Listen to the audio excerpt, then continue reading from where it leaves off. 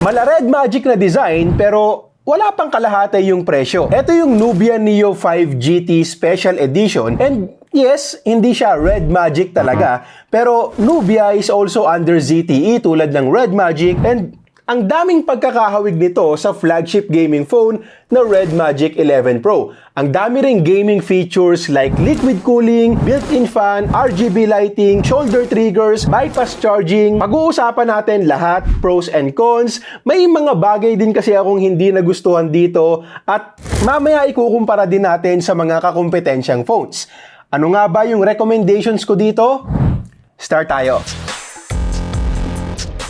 Okay, so check muna natin yung design. Ito yung Glacial Silver Special Edition. At kita nyo naman, pamilyar na pamilyar yung itsura. Actually, mas kamukha nito yung Red Magic 11 Pro. Sa latest 11S Pro kasi, mas simple na yung naging atake ng Red Magic sa design. And eto sila side by side, kahit yung mga textures, yung patterns, pati yung design ng liquid cooling system sa likod, malaki talaga yung pagkakapareho. Pero unlike sa Red Magic, hindi nila dinisplay dito yung chipset na gamit. Siguro dahil hindi siya ganong kalakas. Pag-uusapan natin mamaya sa performance. Sa build quality, okay naman. Mukhang well-built at wala naman akong reklamo. Pero ramdam ko rin kaagad na hindi siya kasing premium ng Red Magic phones. Hindi nakalagay sa website nila kung anong materials yung ginamit. Pero kung magbabasihan yung observations ko, kung ano yung nakikita ko dito, plastic frame lang, ramdam, tsaka wala ring visible na antenna bands. Tapos sa likod, tingin ko plastic lang din. Understandable considering na wala pang kalahati yung presyo nito compared dito sa Red Magic 11 Pro. Though, at this price point kasi, meron na rin ibang mga phones na kayang mag-offer ng mas premium na materials. Yung Poco X8 Pro, for example, naka-glass back at metal frame na rin. May konting bigat, hindi naman sobra at okay pa rin naman for everyday use. Ang gusto ko dito, completely flat yung likod, walang camera bump na nakaumbok, and isa rin yan sa mga binibida sa Red Magic phones. Pag ganyan kasi, mas comfortable kapag naglalaro tayo ng naka-landscape dahil nga walang tatama na camera bump sa daliri natin, tsaka hindi rin siya aalog kapag ginagamit natin yung phone nang nakapatong sa table. May mga naglalaro din kasi ng pagganito. Also, kahit na may butas tayo dito para sa airflow ng built-in cooling fan, good news kasi IP64 rated pa rin to. Yung mismong air ducts IP54, but still, goods pa rin na meron considering nga na may active cooling tayo dito. RGB lighting naman natin, nasa cooling fan lang, customizable, pwede kang pumili ng iba't ibang kulay, and marami rin tayong lighting effects. Meron din tayong shoulder triggers dito sa gilid. Medyo maliit lang sila compared sa Red Magic phones, pero okay naman yung placement. Pag-uusapan din natin mamaya kung kamusta kapag gaming na. So ang medyo nakakapanibago lang para sa akin, mababa yung placement ng power and volume buttons. Siguro sanayan lang din naman after a few weeks of usage. Actually, kahit yung in-display fingerprint scanner medyo mababa rin.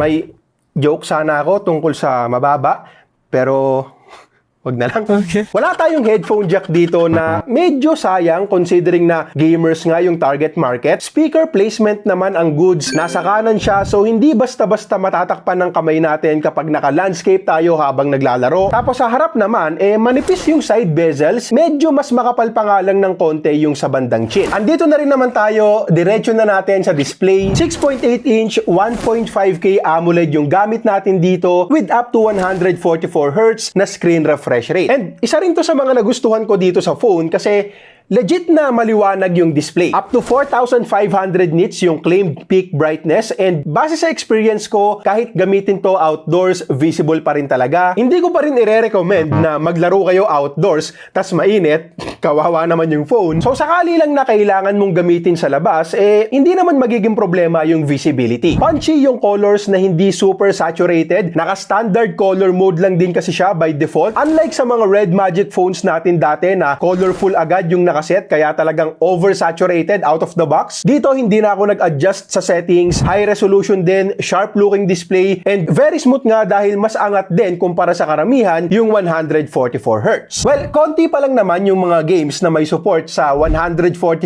FPS.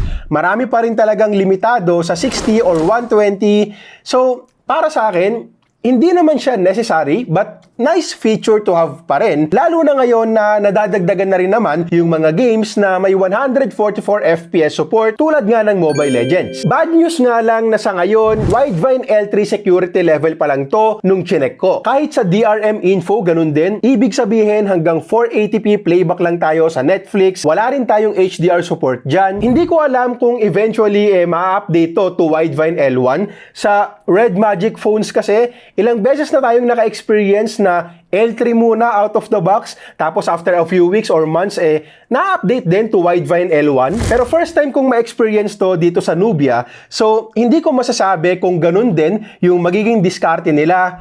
Ang masasabi ko sa ngayon, isa to sa mga cons, lalo na sa mga may subscriptions sa mga streaming services like Netflix. Yung in-display fingerprint scanner naman, mabilis and accurate. Goods din yung vibration motor, ramdam na ramdam yung haptic feedback, lalo na kapag typing ako at hindi siya yung cheap vibration tulad sa mga entry-level phones. And lastly, very responsive din yung display. Up to 3049Hz yung instant touch sampling rate. And malaking bagay yan, lalo na sa mga competitive gamers. Siyempre, dapat pag pindot, mabilis mag-respond. Minsan nga, hindi ko pa pinipindot, bumabaril. Joke lang.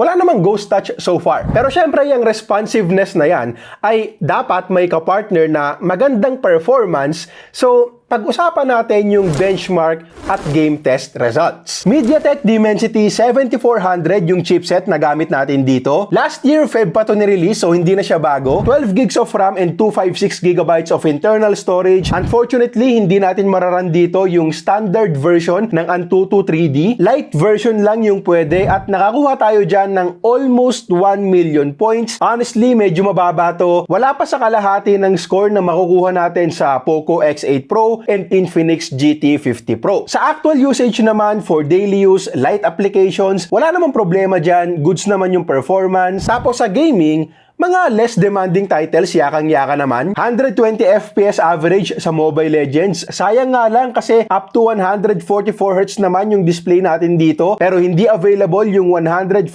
FPS settings sa mismong Mobile Legends. 90 FPS din sa multiplayer and BR mode ng Call of Duty Mobile. At dito, sobrang laking advantage ng shoulder triggers, easy crouch, easy fire, or kung sa anong button mo man gustong iset. Naka-balance performance profile lang din tayo sa mga games na to. Hindi na kinailangang iset sa Rise mode. Sa Genshin Impact namin sinet sa Rise kasi nga mabigat na game na to, and dito na nga nahirapan yung phone. Syempre gaming phone siya at hindi rin naman mura, so sinet namin to sa highest settings, 60 FPS mode, at hindi talaga tayo nakakuha ng stable na frame rate. Taas baba tayo dito, 42 to 50 FPS, pagbakbaka na minsan 32 FPS lang, madalas 37 to 44, and may mga pagkakataon din na bumababa to sa 25 to 26 FPS. So, average natin dito ay 42 FPS, but since taas-baba nga at hindi stable, masasabi kong hindi niya kaya ng smooth ang highest settings ng Genshin Impact. Mas maigi kung lowest settings na lang since yun din naman yung nakaset dito by default. Now, mabisa ba talaga yung built-in fan and yung liquid cooling system combo nila? Ang quick test na ginawa namin, 30 minutes highest settings ng Genshin nang nakasagad yung fan and yung liquid cooling versus 30 minutes highest settings ng Genshin ulit, pero this time naka-turn off naman yung cooling fan and yung liquid cooling. Ang resulta, well, pareho lang yung temperature na nakuha namin mapa naka-on or naka-off, and honestly, hindi rin naman ganun kaganda yung temps na nakuha namin. Umabot tayo ng 46 degrees dito. Sure, mas mainit pa rin yung Infinix GT50 Pro kasi umaabot yon ng 48 degrees sa parehong test. Pero take note na di hamak namang mas malakas yung chipset nun, mas mataas yung average FPS, mas swabe, at kapag sinalpakan mo na ng phone cooler sa likod, solve na rin yung pag-init at makakakuha ka ng 60 FPS average kahit pa sa highest settings ng Genshin. Dito, kahit na mag-phone cooler ka, limitado lang talaga yung performance na kayang ibigay ng Dimensity 7400, so hindi mo talaga maaabot yung 60 FPS average kapag highest settings. Naka-dual speakers na rin tayo dito with proper left and right channels. Normal na rin naman sa ganitong price point. Goods yung overall loudness and close din yung lakas ng dalawang speakers. Hindi siya yung sobrang lakas ng isa tapos noticeably mas mahina yung kabila, hindi naman ganon. Sound quality, definitely hindi Red Magic 11 Pro level, medyo teeny and kulang sa base, pero considering the price nga, hindi na rin naman masama. Maayos mong maririnig yung mga dialogues, footsteps and gunshots kapag gaming ka, tsaka yung lagi mong naririnig sa Mobile Legends. Defeat.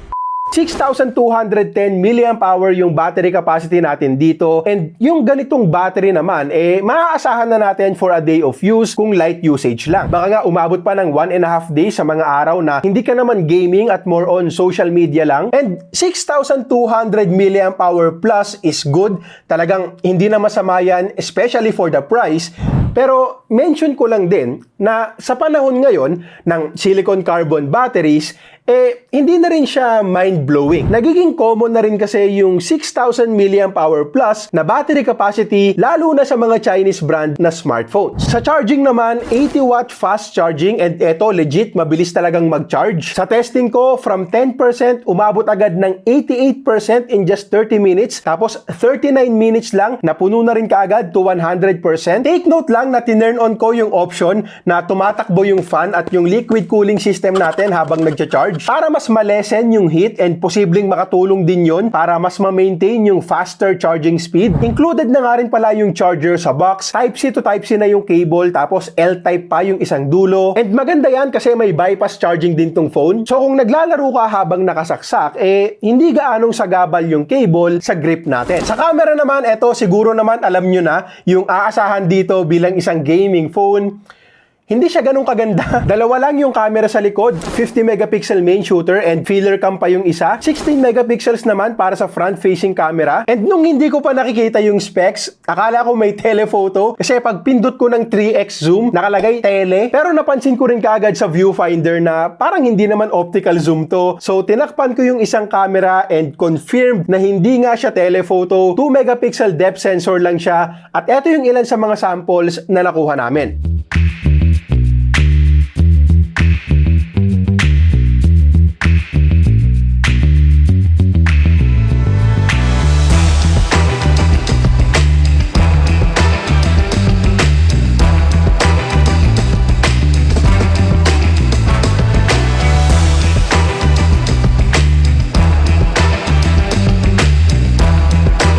Sa videos naman, pwede tayong mag-record hanggang 4K 30fps with stabilization. Ang weird nga lang kasi walang 60fps option kahit pa bumaba tayo ng 1080p. Okay, so ito naman yung video quality gamit ang front-facing camera ng Nubia Neo 5 GT Special Edition. Hanggang 1080p, 30fps lang tayo dito. Walang 60fps, pero meron naman tayong stabilization. At gamit ko rin ngayon yung built-in microphone. So let me know na lang sa comment section kung pasado sa inyo yung parehong audio at video. Pero mukhang kumpara naman sa Red Magic na may under-display camera, okay na rin to. Okay, so SRP daw nito ay 35,999 pesos. Pero please lang, wag na wag niyong kukunin or bibilin sa ganung presyuhan. Madalas din naman kasi silang nakapromo online, at ito ngang sa akin ay nabili ko lang for 20,792 pesos. Hindi ko na iisa-isahin ulit yung mga pros and cons. Nalatag ko na rin naman kanina. So, rekta na lang tayo kung ano yung maire-recommend ko. Kung naghahanap ako ng gaming phone at nasa ganito yung budget ko, magdadagdag na lang ako ng konti at mas pipiliin ko yung Infinix GT50 Pro. Sabihin na natin na walang built-in cooling fan yon at mas mainit yon. Pero ang laki naman kasi ng lamang nun pagdating sa mismong performance. At lagyan mo lang ng phone cooler, makakapaglaro ka na ng smooth kahit pa sa mga demanding na titles. Ngayon, kung ayaw mong magdagdag at gusto mong makatipid, mas makakatipid ka kung pipiliin mo na lang yung regular version nito na tig 15K. Wag na tong special edition kung tipid lang din naman ang pag-uusapan. Mas mababa yung RAM nung 15K regular version at wala ring liquid cooling system yon. Pero let's be honest, hindi naman super laki ng tulong ng liquid cooling. So, para sa akin, mas wais kung yung regular version ng Neo 5 GT na lang ang kukunin nyo, at ilalagay ko na lang din yung link nun dyan sa may description or YouTube shopping tab para may voucher kayo. So, yun lang muna. Sana nakatulong tong video. Huwag kalimutang mag-like at subscribe, at comment mo na rin kung anong tingin mo sa phone na to.